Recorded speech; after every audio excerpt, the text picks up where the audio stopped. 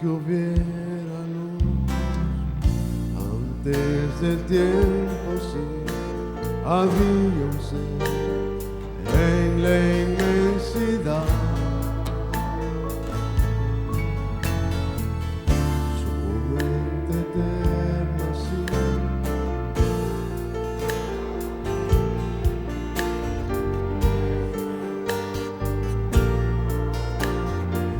fue tu amor, y tu gracia, sí, fue tu amor que mi nombre escribió. Fue tu amor, fue tu amor, y soy feliz, no porque poder venir, sino al ver mi nombre allí, mi nombre allí.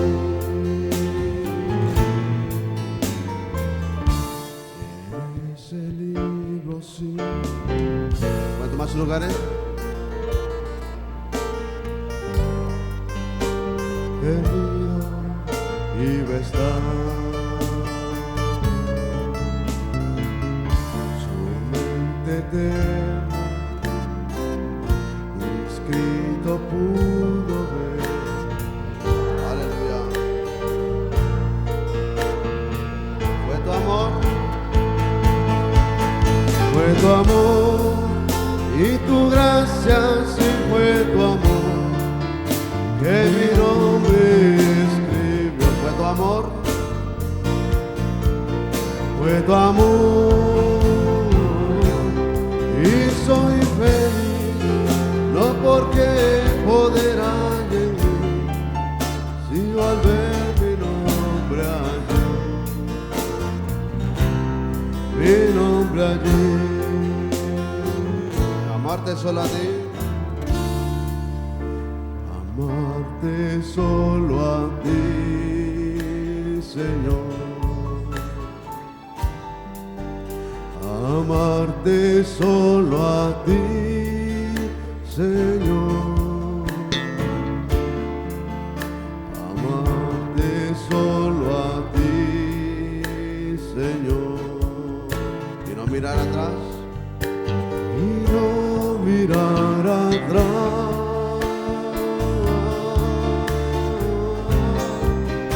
seguir tu caminar, Señor, seguir sin desmayar, Señor, postrarme ante tu altar, Señor,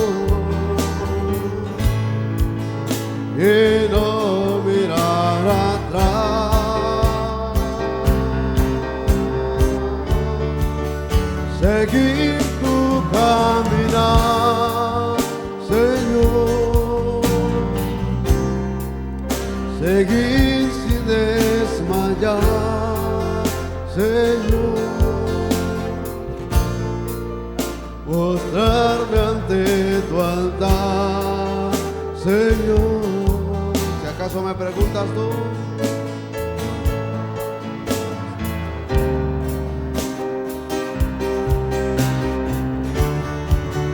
si acaso me preguntas tú, ¿a quién he de seguir, Señor? Seguro que responderé,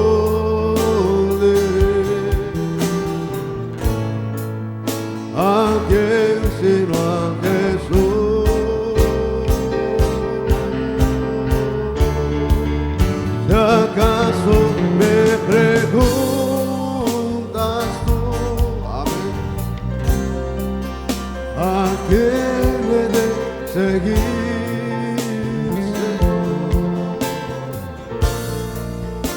Seguro que responderé,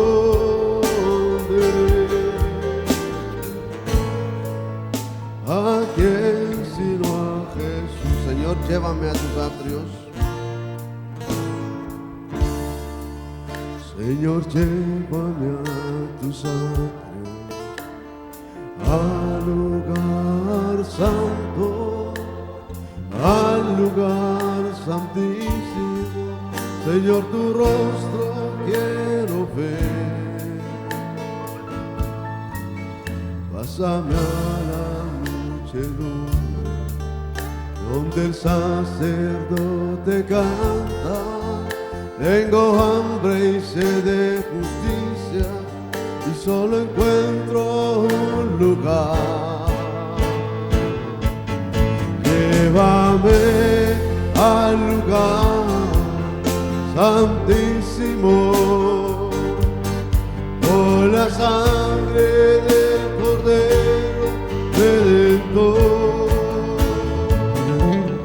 Llévame al lugar santísimo, tócame, límpiame. Una vez más, Señor, llévame.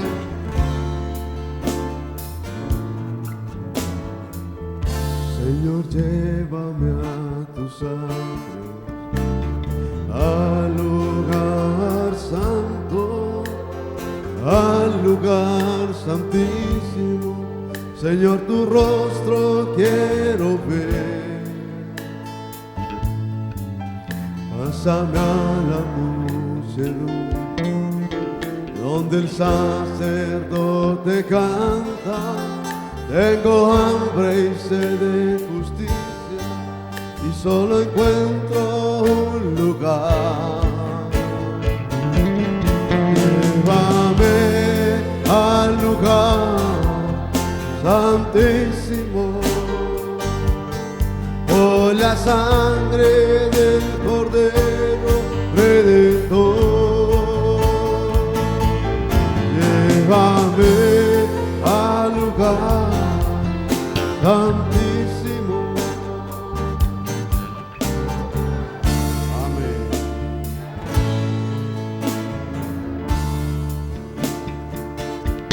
Tócame, límpiame, si no hubiera sido por el Señor, si no hubiera sido por el Señor, si no hubiera sido por el Señor, mi alma se hubiera perdido, si no hubiera sido por el Señor. Mi alma se hubiera, mi alma se hubiera perdido, si no hubiera sido por el Señor. Amén. Gloria a Dios. ¿Nos ponemos de pie, hermanos? Vamos a abrir nuestras Biblias. Salmo 52.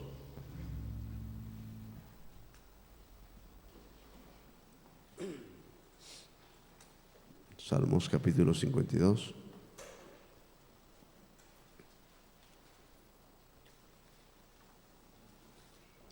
Amén.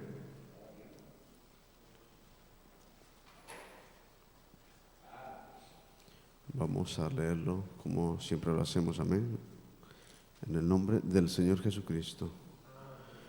¿Por qué te jactas de maldad, oh poderoso? La misericordia de Dios es continua.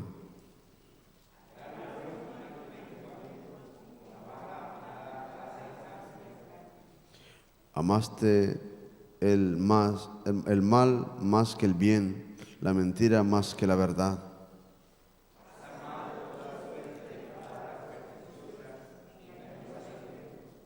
Por tanto, Dios te destruirá para siempre, te asolará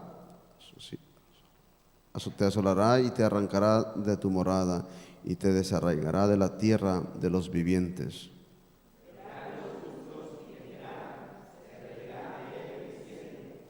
Y aquí el hombre que no puso a Dios por su fortaleza, sino que confió en la multitud de su riqueza y se mantuvo en su maldad.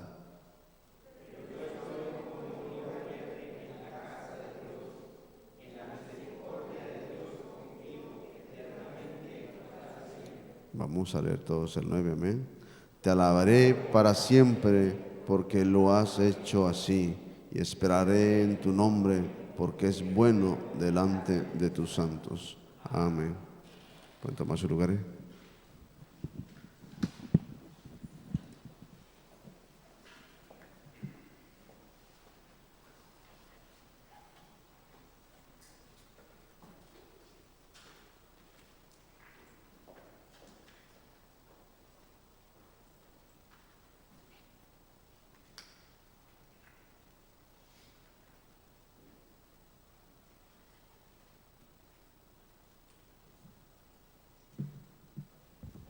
Hermanos, buenos días, Dios los bendiga.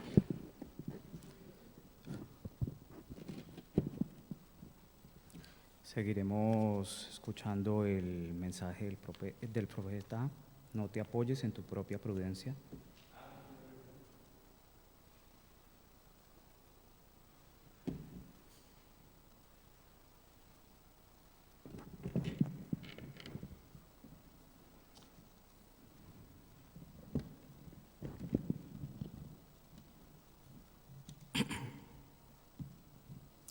Y el profeta dice: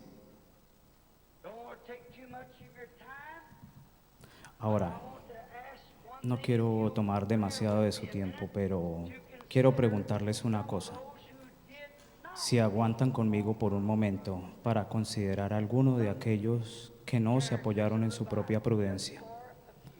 Algunos personajes de la Biblia, solo unos cuantos, que no se apoyaron en su propia prudencia, a pesar de lo que era el entendimiento de su edad. Tomemos por ejemplo Noé.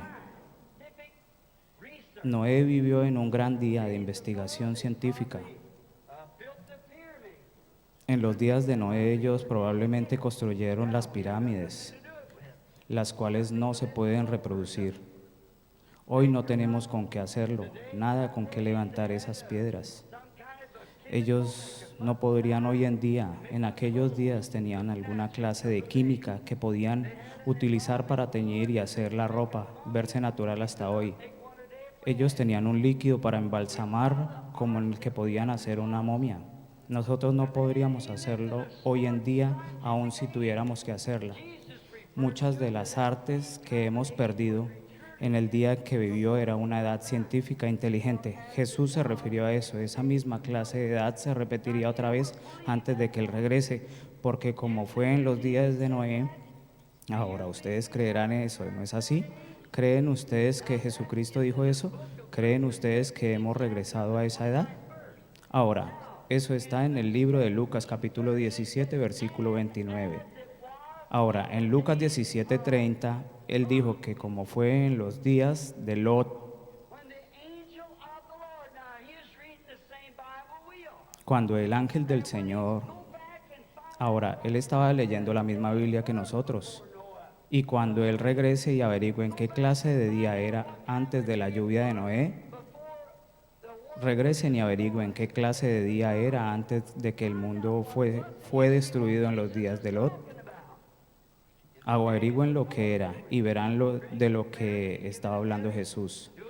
En los días de Noé estaban comiendo, bebiéndose, casándose, dándose en matrimonio.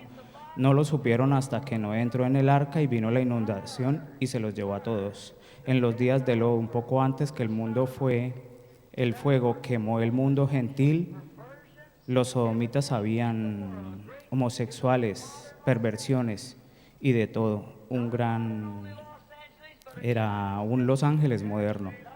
No únicamente un Los Ángeles moderno, pero un Estados Unidos. No únicamente un Estados Unidos, pero el mundo entero. Ciertamente así era, perversión.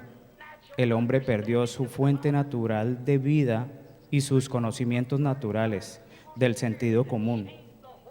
Llegaron a ser pervertidos por un espíritu malo que cambió todo el curso de su vida natural. y fueron poseídos por espíritus diabólicos. Si ese no es el cuadro de los días de Noé, entonces no lo sé. O sea, en los días de Lot, es que quiero decir, en los días de Noé también comiendo, bebiendo, casándose, dándose en matrimonio, en las cortes de divorcio, llenándose y todo. Así es como era. Pero recuerden, antes que el mundo fuera destruido, a Abraham fue enviado sobre la faz de la tierra y le fue dada la promesa de un hijo.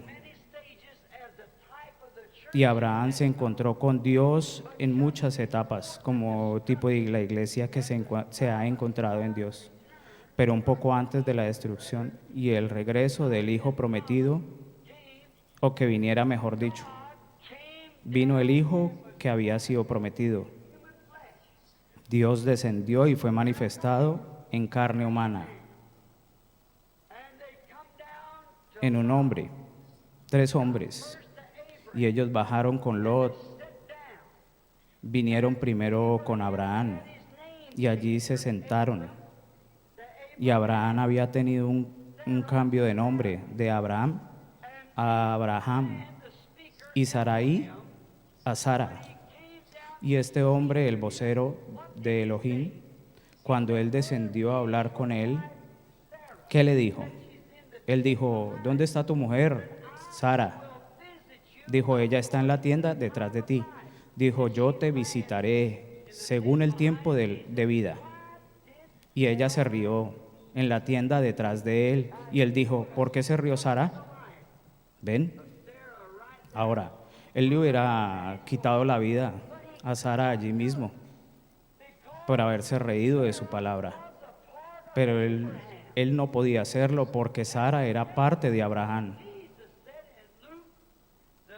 Y hoy Jesús dijo en Lucas capítulo 17, en el versículo 30, como fue en los días de Lot, así será en el tiempo del fin, cuando el Hijo del Hombre.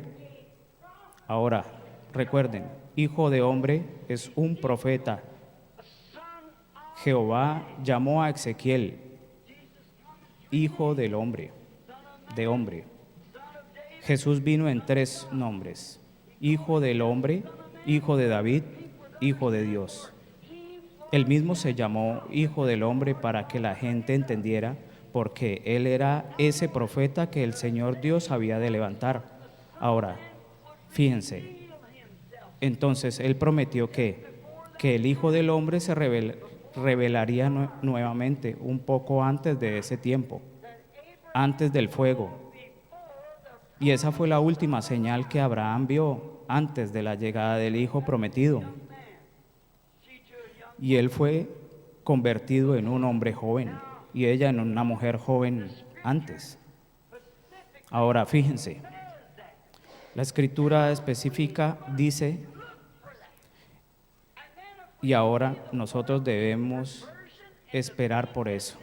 Y entonces, si vemos el mundo en perversión y las cosas que allí suceden hoy en día, cómo se va desarrollando, entonces, ¿cómo podemos decir que aquello es correcto y a la vez no decir que esto es correcto? Es porque ustedes se están apoyando en la prudencia de ellos y no en la prudencia del príncipe de vida, el cual era esa persona que estuvo allá con ellos en la puerta de Sodoma. Ahora nos damos cuenta, nosotros no nos apoyamos en nuestra propia prudencia. Noé no se apoyó en su propia prudencia. Esa fue una gran edad científica, pero él no se apoyó en su prudencia de su día. Más bien, él se apoyó en la promesa de Dios y se movió según el poder de Dios y preparó un arca para la salvación de su hogar, cuando era absolutamente contrario al sentido común.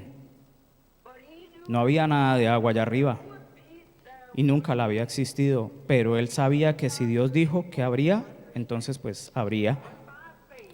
Así que él no se apoyó en su propia prudencia, sino que por fe él se movió por la promesa de la palabra de Dios, y el Espíritu lo movió y él lo hizo. Abraham, él no se apoyó en su prudencia con respecto a la vida humana. Él se había casado con su mujer como a los 17 años, Aquí estaba él de 75 años y ella tenía 65 años, siendo 10 años más joven. Pero Abraham no se apoyó en su propia prudencia cuando Dios dijo que le daría un hijo por Sara,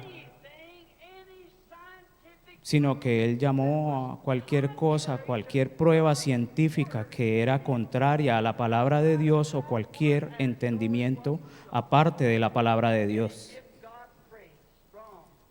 como si no existiera.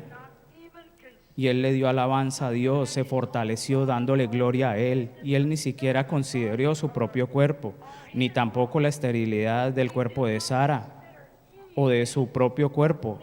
Él no consideró nada, sino que se apoyó sobre la promesa de Dios.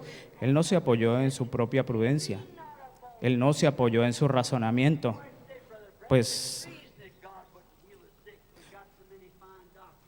ustedes dirán, hermano Braham, es lógico que Dios no sane al enfermo cuando tenemos tan buenos médicos. La Biblia dice, refutando razonamientos. Nosotros no razonamos, la fe no razona, la fe cree y acepta, fíjense. Pero él creyó en vez de creer y de descreer, y llamó las cosas que no existían como si fuera, lo cual era absolutamente en contra de cualquier razonamiento. Pero él no razonó, él simplemente lo creyó. No había razonamiento que pudiera probar que ese bebé pudiera nacer. Esa mujer ya había pasado la menopausia por casi 20 años y el cuerpo de él estaba casi muerto. Y cuando él tenía 100 años, o sea, 25 años más tarde, él todavía estaba glorificando a Dios, contrario a cualquier clase de entendimiento. Mas por fe él sabía que Dios guardaría su palabra. Él no se apoyó en su propia prudencia, que si Moisés se hubiera apoyado en su propia prudencia cuando Dios le dijo que él debía tomar a Faraón, o sea, los hijos de Israel de la mano del Faraón, que si él se hubiera apoyado en su propia prudencia cuando él estaba allí frente a la columna de fuego, cuando Dios le dijo, ve y yo estaré contigo, que si él se hubiera apoyado en su propia prudencia cuando los trajo al Mar Rojo y allí encontraban frente al agua, y ahí Dios les dijo, les había prometido la tierra prometida, que si él se hubiera apoyado en su propia prudencia, ¿cómo voy a llegar allá del otro lado? No tenemos tiempo para construir un puente. Allí estaba el ejército que viene detrás de nosotros. Allí estaban las montañas a ambos lados. Aquí tenemos el agua de frente, el Mar Rojo. Ahora, si él se hubiera apoyado en su propia prudencia, él hubiera tirado las manos al aire y hubiera corrido cayendo a los pies del faraón para decir, Faraón, perdóname, yo actué mal. Pero él no se apoyó en su propia prudencia, mas él oró y Dios le dijo que diera un paso hacia adelante y el mar se abrió, lo cual era en contra de todo razonamiento, pero él no se apoyó en su propia prudencia. Que si José cuando fue allá con las otras 10 denominaciones y fue allá y vio esa tierra prometida por Dios y hubiera regresado con ellos y hubiera dicho ahora, esperen un momento, si es verdad, nosotros parecemos como langostas y ellos son gigantes, ¿cómo podremos jamás conquistarlos? Nosotros ni siquiera tenemos espadas, solo tenemos a la mano.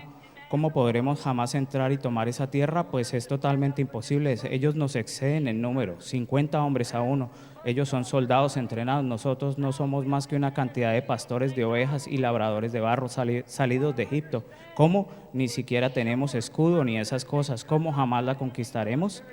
Pues de seguro el razonamiento probaría que ellos no podrían lograrlo. Cualquier hombre militar como era él o Moisés no pudiera haberse apoyado en su propia prudencia. Mas ellos no se apoyaron en su propia prudencia, pero ellos sabían que Dios dijo, yo les he de dar la tierra, esa tierra, vayan y tómenla. No se apoyen en su propia prudencia. Si ustedes se apoyan en su propia prudencia hoy, estando enfermo, quizás sentado en una silla de ruedas, muriéndose de cáncer, con problema cardíaco, y el médico le dice que usted va a morir, si usted se apoya en esa prudencia, pues usted se morirá. Mas no se apoye en esa prudencia, de ninguna manera, que los muros de Jericó. donde se dice que era posible correr una carrera de carros encima sobre ella, esas grandes murallas. Dios dijo, ve allá y marcha alrededor tantas veces y toca la trompeta y todos ustedes griten y el muro caerá. Pues eso sería absolutamente una necedad para la mente carnal. Pero Josué conocía lo grueso de esos muros porque él había construido muchos muros allá en Egipto. Él conocía el cemento que contenía y cómo estaban armadas para aguantar la carrera de carros allá arriba y aún casas construidas allá arriba. Pero él no se apoyó en su propia prudencia. Él creyó en lo que Dios dijo que era la verdad y obedeció su palabra y los muros cayeron, no apoyándose en su propia prudencia. Que si él hubiera estado peleando esa batalla y como yo estaba predicando el domingo allí, el sol se estaba poniendo y el enemigo había sido disperso. Esa noche se hubieran juntado y hubieran venido con nueva fuerza matando a muchos de sus hombres. Ahora que si hubiera dicho, necesito más luz del día, necesito más luz del sol, pues ahora esperen un momento, Dios estableció este orden y el sol da vueltas y así que el mundo da vueltas.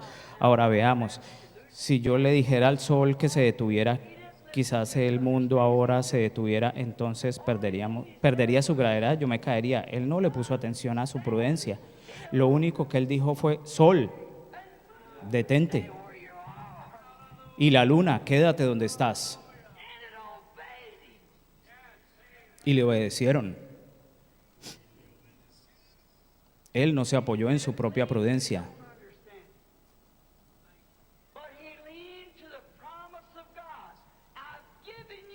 Más bien se apoyó en la promesa de Dios. Yo les he dado a ustedes esa tierra, vayan, obténganla. Y Él les ha dado a ustedes la promesa del Espíritu Santo. La pueden recibir en esta convención, lo pueden recibir ahora mismo. No se apoyen, ustedes saben, estoy cansado y le digo, yo comí demasiado en la cena, no, me gustaría que Juan me viera haciendo esto.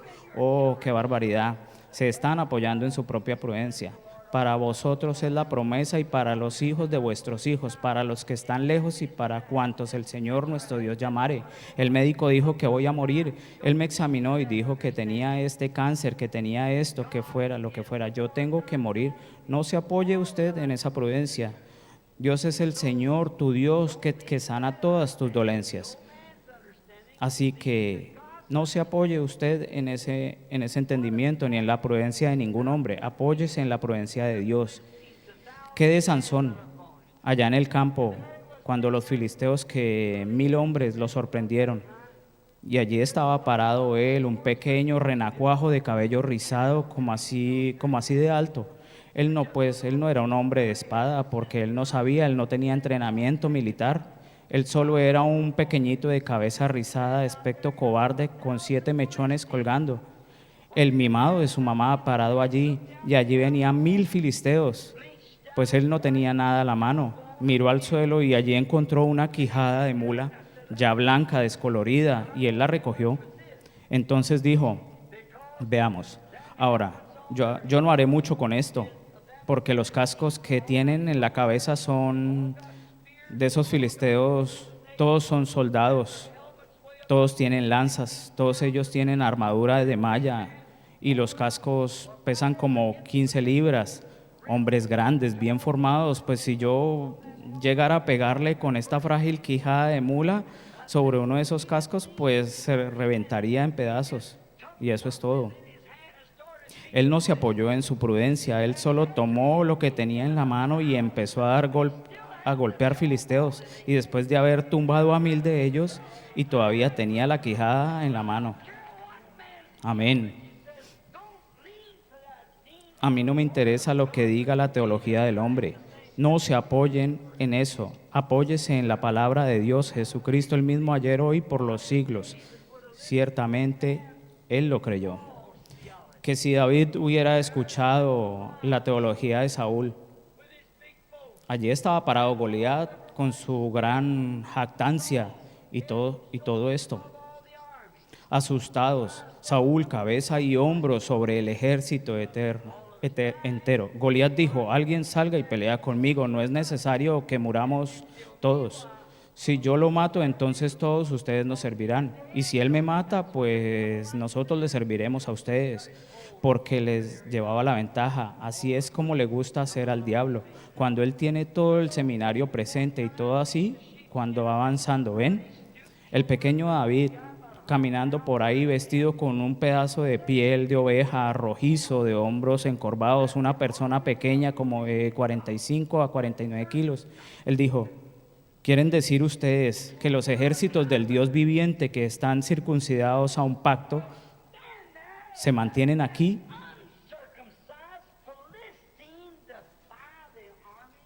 Parados y permiten a ese filisteo incircunciso desafiar a los ejércitos del Dios viviente. Saúl dijo: muchacho, ven acá. Él dijo: yo admiro tu valor, pero los días de los milagros han pasado. Ya no tenemos tales cosas, ¿ves? Y déjame decirte algo más. ¿Qué tarjeta de compañerismo puedes mostrar tú? Tú ni siquiera tienes armadura, tú no tienes más que una honda en la mano. Tú no tienes un título PhD ni LLD. ¿Cómo vas a lograr eso? Pues ese uno es un guerrero, pues él es un DD, LL, PhD, LLQ. Pues él ha obtenido tantos títulos, él podría cubrir una pared con ellos. ¿Y quién eres tú? ¿Un pastor de ovejas? Él dijo: pero yo quiero decirte algo. Él dijo: ¿sabía usted? Dijo: yo estaba allá cuidando las ovejas de mi padre, y dijo: un león llegó y agarró una de ellas y huyó. Y sabe usted, yo cogí esta pequeña onda y fui en pos de él y lo tumbé. Yo le saqué el cordero de la boca y él se levantó contra mí, y cuando lo hizo yo simplemente saqué el cuchillo y lo maté. Dijo: y regresé, y aquí venía un oso buscando esa oveja, y él lo agarró y huyó, y a él también lo maté. Él dijo: ahora, Dios, no mi PhD, no mi propia prudencia. Yo no puedo decirle cómo lo hago, yo no sé cómo sucede, pero el Dios, amén, el Dios que me libró de las garras del oso y del león, ¿cuánto más me libra el de la mano de ese filisteo incircunciso? El obispo Saúl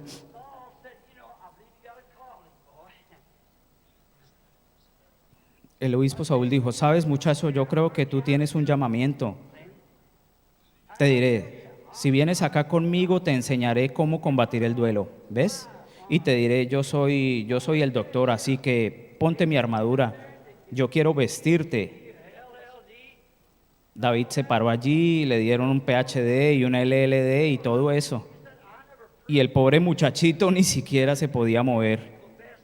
Él no sabía cómo. Él dijo: yo no he ensayado esto, ese chaleco eclesiástico no me queda, quíteme esta cosa. Déjeme ir con aquello con que el Dios me ha ayudado. Esa era la fe en el poder de Dios. Él no se apoyó en su propia prudencia. Él no se apoyó en lo que alguien más dijo. Él se apoyó en la fe, porque él sabía que si Dios lo había salvado de la garra del oso, ¿cuánto más lo salvaría de ese filisteo? Pues si Dios los amó a ustedes lo suficiente para sacarlos del pecado y para llenarlos con el Espíritu Santo, ¿qué es lo que pasa con ustedes, pobres débiles sin espinazo, por todo el país? ¿No los librará Él mucho más de sus aflicciones, siendo que Él prometió que lo haría? La palabra de Dios lo dijo, Él lo hará, seguro. Él lo libró a él de la mano. Dios les bendiga.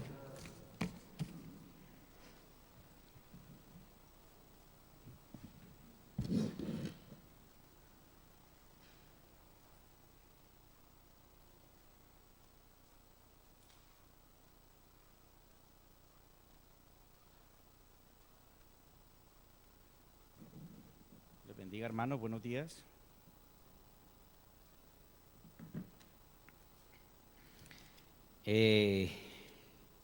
A ver, estoy aquí para... El domingo pasado estuvimos hablando de la forma de terminar de pagar la deuda pendiente de la iglesia. Se termina el próximo año, en febrero.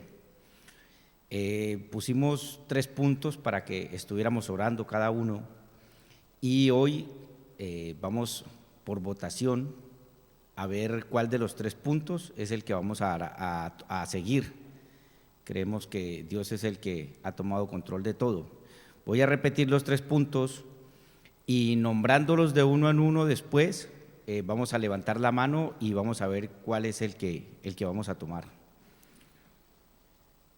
El primer punto que se había planteado era el de los hermanos que tengan la posibilidad aportar 100 euros mensuales cada uno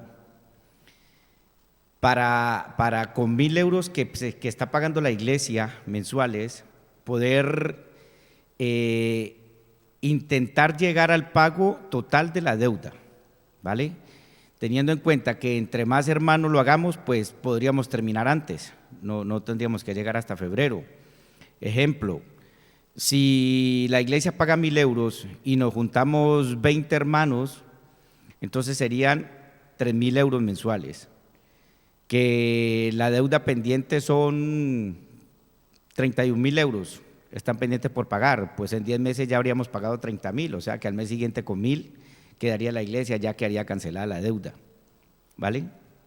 Ese es el primer punto. El segundo punto, que cada uno aporte lo que quiera, teniendo en cuenta que con el saldo que lleguemos, habría que hacer un préstamo al banco, habría que solicitarlo, sin saber si el banco nos haga el préstamo o no. Recordemos que hay una cláusula que si no terminamos de pagar el dinero en febrero del próximo año, tendremos que pagar una multa, ¿vale? Esa es la segunda opción. La tercera opción, pues ninguno da nada y solicitamos un préstamo al banco de 19.000 euros. ¿Por qué 19? Porque la iglesia paga 1.000 euros mensuales, ella daría 12.000, tocaría que conseguir 19.000 euros prestados, más los intereses que nos cobren, ¿vale? ¿Está claro? Vale. Vamos a votar por la primera opción. ¿Quiénes están de acuerdo con los hermanos que podamos aportar 100 euros mensuales, se pueda pagar la deuda más rápido, teniendo en cuenta que el cuerpo gobernante, 9 miembros y una hermana por internet ya se han apuntado para esta primera opción? ¿Cuántos están de acuerdo con esta opción? Levanten su mano, por favor. 2, 3, 4, 5, 6, 7, 8, 9, 10, 11. Cuento con la del hermano Rodrigo, 12, el hermano Marino, 13, el hermano San, aquí está, 13, el cuerpo gobernante, el hermano André, 14. ¿Vale? Cuento con ellos porque ellos ya dieron su voto. Entonces tenemos 14 hermanos. Vale, vamos por la segunda opción. ¿Cuántos están de acuerdo para que cada uno aporte lo que quiera y el saldo pendiente se haga una solicitud al banco?